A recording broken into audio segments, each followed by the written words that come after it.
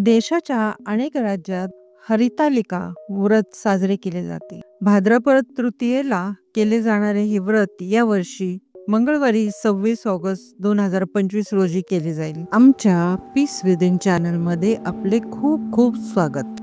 हरितालिका हे हिंदू धर्मातील महिलांसाठी आणि कुमारिकांसाठी सांगितलेले एक धार्मिक व्रत आहे. हरिता म्हणजे जिला नेले ती आणि लिका म्हणजे सखी.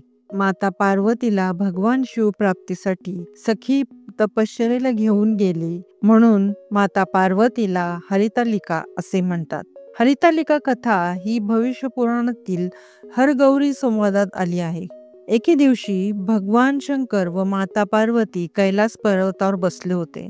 माता पार्वतीने भगवान शंकरांना विचारलं, महाराज, सर्व व्रतात चांगलं व्रत कोणतं? श्रम थोडे आणि फळ पुष्कळ असं एखादं व्रत असेल तर मला सांगा आणि मी कोणत्या पुण्यानं आपल्या पदरी पडले हेही मला सांगा. तेव्हा भगवान शंकर म्हणाले, जसा नक्षत्रात चंद्र श्रेष्ठ, ग्रहात सूर्य श्रेष्ठ, 4 वर्णात ब्राह्मण श्रेष्ठ, देवात विष्णू श्रेष्ठ, नद्यात गंगा श्रेष्ठ, त्याचप्रमाणे हरितालिका हे व्रत सर्वात श्रेष्ठ आहे. ते तुला सांगतो.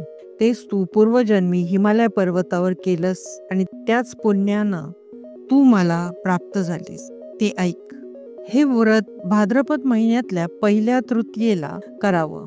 तू लहानपणी मी तुला प्राप्त व्हावे म्हणून मोठे तप केलंस. 64 वर्षे तर झाडांची पिकलेली पाने खाऊन होतीस.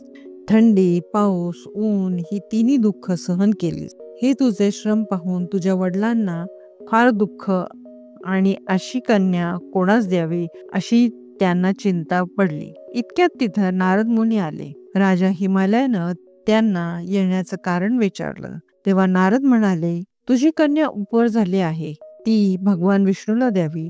तेच त्यांच्या योग्य नवरा आहे. त्यांनीच मला तुझ्याकडे मागणी करण्यास पाठवलं आहे म्हणून मी इथं आलो आहे. राजा हिमालयाला मोठा आनंद झाला. त्यांनी ही गोष्ट कबूल केली. नंतर नारद मुनी तेथून निघून भगवान विष्णूकडे आले.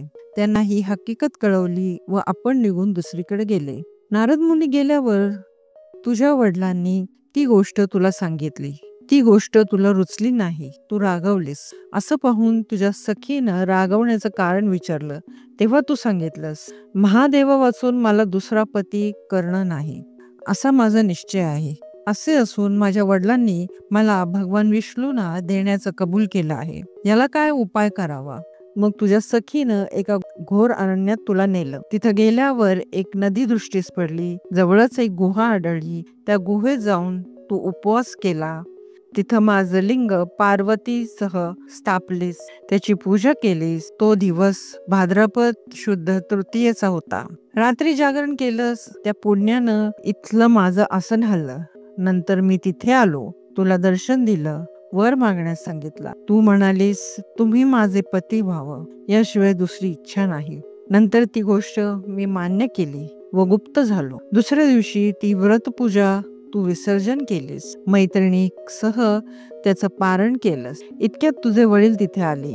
त्यांनी तुला इकडे पळून येण्याचं कारण विचारलं. मग तू सर्व झालेली हकीकत त्यांना सांगितलीस. पुढे त्यांनी तुला मलाच देण्याचं वचन दिलं. तुला घेऊन घरी गेले. मग काही दिवसांनी चांगला मुहूर्त पाहून मला अर्पण केलं. अशा व्रतानं तुझी इच्छा पूर्ण झाली. यालाच हरितालिका व्रत असे म्हणतात. याचं विधी असा आहे, ज्या ठिकाणी हे व्रत करायचं असेल त्या ठिकाणी तोरण बांधावं. केळीचे खांब लावून ते स्थळ सुशोभित करावं. पुढे रांगोळी काढून पार्वतीसह महादेवाचं लिंग स्थापन करावं. षडोपचाराने त्याची पूजा करावी. मनोभावे त्याची प्रार्थना करावी. नंतर ही कहाणी करावी व रात्री जागरण करावं. या व्रतानं प्राणी पापांपासून मुक्त होतो. 7 जन्माचं पातक नाहीसं होतं.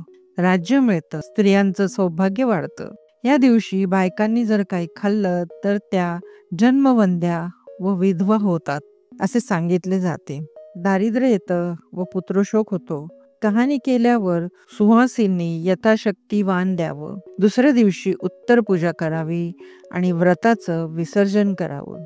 ही 60 उत्तराची कहाणी 5 उत्तरी देवा ब्राह्मणाचे द्वारी, गायीची गोठी, पिंपळाच्या पारी, सुफळ संपूर्ण. मित्रांनो, ही माहिती तुम्हाला कशी वाटली हे आम्हाला कमेंट करून नक्की सांगा.